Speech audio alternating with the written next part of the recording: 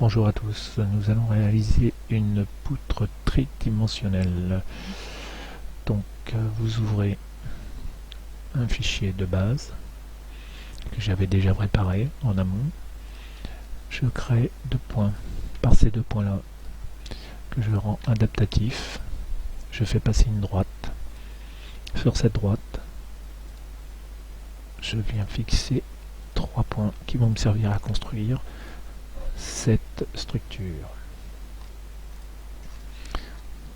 Donc logiquement, les points sont tout petits. Là, ce que je vois, ils ne sont pas. Voilà. Vous voyez la dimension. J'ai vu tout de suite, simplement graphiquement, que les points n'étaient pas bons. Là, je leur donne des valeurs. Donc, je vais voir et vérifier quelque chose. Vous voyez, je vérifie en même temps si les points sont bien accrochés.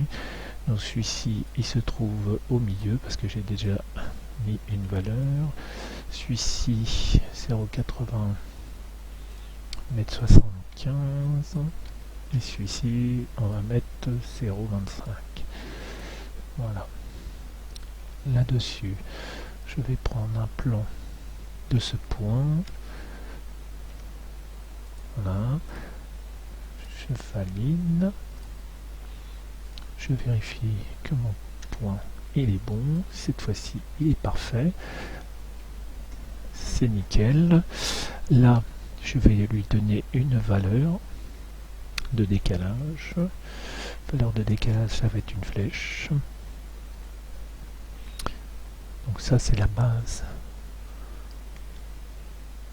de mon objet. Ce que je vois, c'est que mon point n'est pas la verticale de l'autre. Donc on va reprendre le plan de cet objet. Donc je vais changer d'inclinaison pour mieux voir.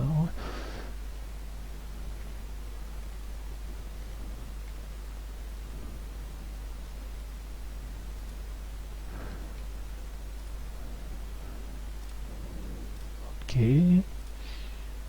Je reprends mon point que j'avais. Je le monte. Hop. Bon, ça m'a l'air bien ça. Ok. La valeur du décalage. Alors, la flèche. Ok.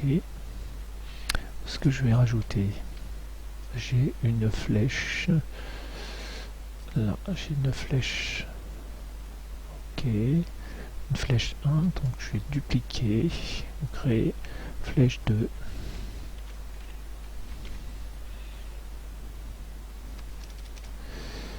Flèche 2. Ok. Donc la flèche 2, je vais avoir les points de décalage de 1 et de 2. Donc on va dire que je vais dire 100 pour la flèche 2 et 100 pour la flèche 1. Pour l'instant, ces valeurs que j'ai entrées n'ont aucune influence.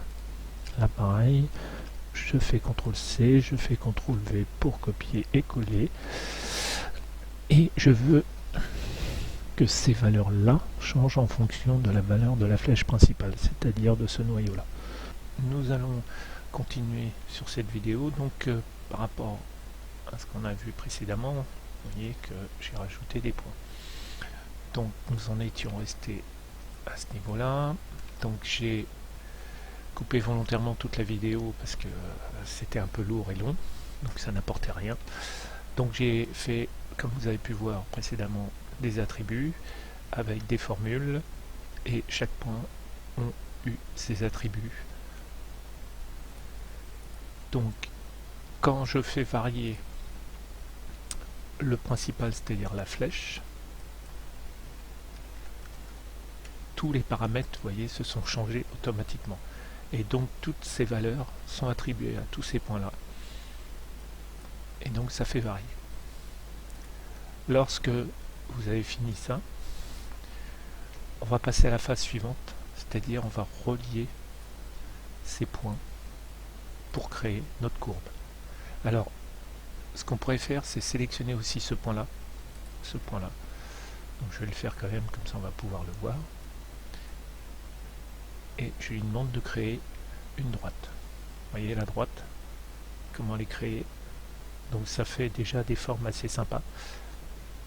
Et surtout, elles sont paramétriques. Donc je vais continuer en prenant ce point, celui-ci et celui-ci. Et je lui fais passer une droite par ces points-là. Voilà. Donc à partir de cette forme-là, on peut soit dessiner une poutre triangulaire tridimensionnelle comme vous voulez, ou transformer ces droites en une surface et créer autre chose qu'une poutre. Ça peut être un toit, ça peut être ce que vous voulez, ça peut être même un détail de façade, hein, c'est pas, il n'y a pas de limite. Voilà. Donc ça, une fois que c'est fait, vous allez venir en arrière volontairement, et là cette fois-ci je vais prendre que ces points-là. Je vais faire passer la droite par ces points-là, donc je vais accélérer un peu le mouvement. Ça sert à rien de passer 3 heures pour faire ça, c'est la même chose. Sélectionner ces deux lignes, et là, il me fait ma fameuse toile, toiture, détail de façade. Ça peut être ce que vous voulez. Bien sûr, tout ceci est paramétrique. C'est ce qui importe dans l'exercice qu'on est en train de faire. À chaque fois que vous allez modifier une valeur, quelle qu'elle soit, c'est surtout la flèche, ça va influencer sur tout le reste. Pareil, ici, vous avez des valeurs qui correspondent 0,25 à ce point, 0,75 et le milieu.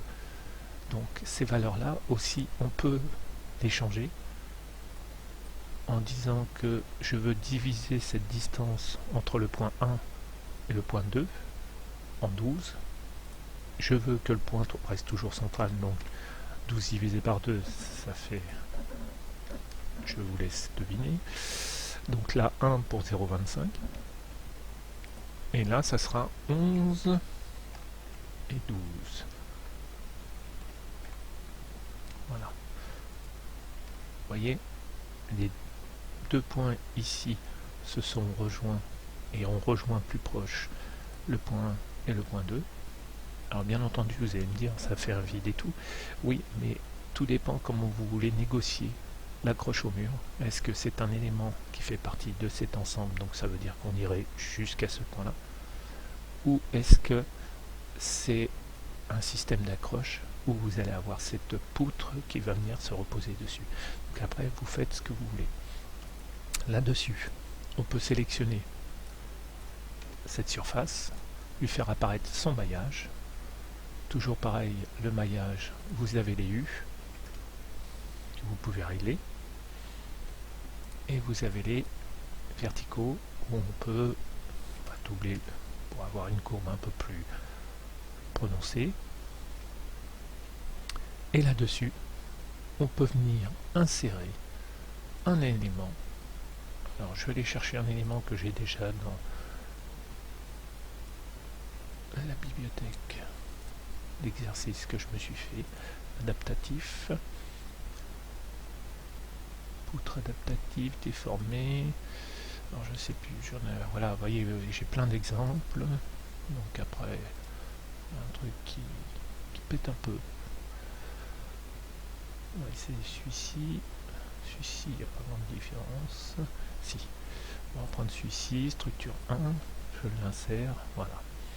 Donc là, maintenant que j'ai inséré cet élément, je vais aller dans motif, et dans motif, chez rectangulaire. Donc je choisis le motif rectangulaire, qui est ici, et je choisis la base de structure 1, qui est le motif que j'ai, comment dire, sélectionné. Alors là, ça va être un peu long, donc on va faire une pause. Voilà. Donc là, la structure a été refaite, enfin a été faite, puisque j'ai inséré un module. Vous voyez. Le module s'est adapté. Donc, je vais désélectionner pour qu'on voit un peu mieux. J'ai mis des couleurs volontairement pour qu'on puisse voir un peu mieux la structure, distinguer les éléments les uns par rapport aux autres. Alors après, hein, vous faites ce que vous voulez, mais le but de cet exercice, c'était de vous montrer qu'à partir d'éléments simples qu'on pouvait modifier, alors là je voudrais voir si ça marche, mais ça devrait marcher logiquement, ça marche. Je vais mettre 5000. Le seul souci, c'est qu'à chaque fois je vais modifier une valeur ici, il va remodifier toutes les valeurs, il va adapter, mais à chaque fois il va recalculer le profil que j'ai inséré dedans pour avoir cette forme. Donc ça risque d'être long, donc je vais couper cette partie et vous retrouver après. Voilà, je valide. Ah, et ben ça a été rapide, il a juste bougé, il n'a pas recalculé, c'est merveilleux, c'est génial. On va recommencer, parce que là, c'est super, s'il ne recalcule pas, c'est génial. Puisque la surface n'a pas été modifiée, c'est juste sa courbure qui a été modifiée. Voilà. Vous voyez, on arrive à des choses assez sympathiques. Où on peut changer, mettre, on va cacher donc là, voilà. Donc vous voyez la simplicité d'utilisation des éléments Revit, et surtout une fois qu'un élément est fait, on peut le modifier. Vous voyez. Donc après, à vous de voir ce que vous voulez en faire. Voilà, donc je vais arrêter ma vidéo là, puisqu'on a vu les paramètres. Bon, je vous ai pas montré l'attribution de chaque élément, les paramètres qu'on trouve ici, à ce niveau-là, on accroche et tout, c'est un peu rébarbatif, mais je pourrais le faire éventuellement sur une petite vidéo rapide sur l'attribut des paramètres. Donc voilà, je vous remercie d'avoir suivi la vidéo et je vous dis à une prochaine.